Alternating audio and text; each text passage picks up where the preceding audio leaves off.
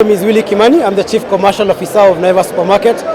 We are indeed very happy and excited to be opening our 89th store. But not only that, this store for us is a very critical store. It is a store that is not only going to be covering the Parklands area, but also covers the New Modaiga area. It's accessible to the Runda customer, accessible to the Thika Road customer, accessible to the Ngara customer. This is a store like none other, and that is why we have also gone all out to do a proper food market. And it's not only the food market for this store. We have also gone up and hyped and made our general merchandise way much better. We anticipate this store to be among the best top 5 Naivas stores coming soon. And that is why for us this store is very critical. Opening it within this trading environment is also very nice because it will also help as many Kenyans to be able to patronize and just enjoy the greater benefits of this store. We will be doing quite a lot of offers, a lot of promotions and activities with our suppliers as we just try and create that enabling environment, because things are not good.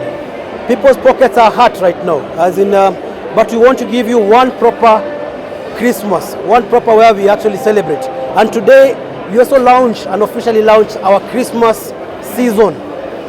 We have just moved from our Kikombe Kikwetu to our Krisi Kikwetu, and has a lot of things. We're even having running our what we call our drink Semba, 12th Jamhuri Day, because this is a point within which we always all usher in and say Christmas imeanza, and that is why we are happy to be launching this store at that particular day.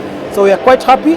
This store shall operate as late as possible, with the hopes that in case it meets the threshold, to make it a 24-hour store, because the environment and the whole place and the location is actually enabling. But we'll observe, and once we see that, then we'll actually make it a 24-hour store or not. So for this particular store, we shall be able to, we are working on the 24-hour program. We of course have the other 24-hour program. As our tradition, during the festive season, we shall be increasing the hours of trading for specific stores. So that we shall be able to announce very soon. And this will definitely be potentially one of the stores to consider. Great, a wonderful situation right now, because directly as Naivas we are employing 8,900 employees right now. By tomorrow we'll actually be crossing the 9,000 mark, which is probably one of the best things we have actually get. Our journey towards having 10,000 employees and $1 billion USD revenue annual is actually on track. We are happy about that. Employing that number of Kenyans is not an easy task, and hopefully we shall be able to have even way much more encompassing and actually great. Again, we do not aggregate. We buy directly from farmers. We actually get farmers to supply us directly. We want to actually continue encouraging farmers, because what we want to do is create and be the kings of fresh. To be the kings of fresh means we have to pay them on time.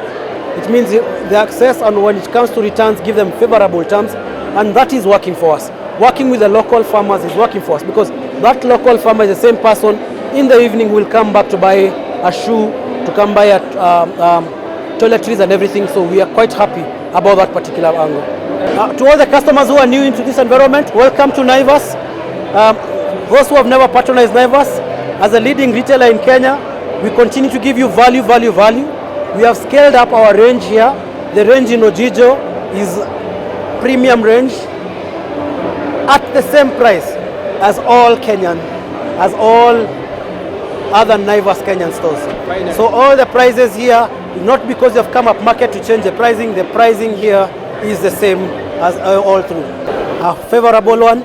And tomorrow in Nairobi West, we open, where a former competitor used to be, we open our 90th store. Next week on Thursday, we shall be in Othero. Again, a store where our competitor was, opening a 91 store.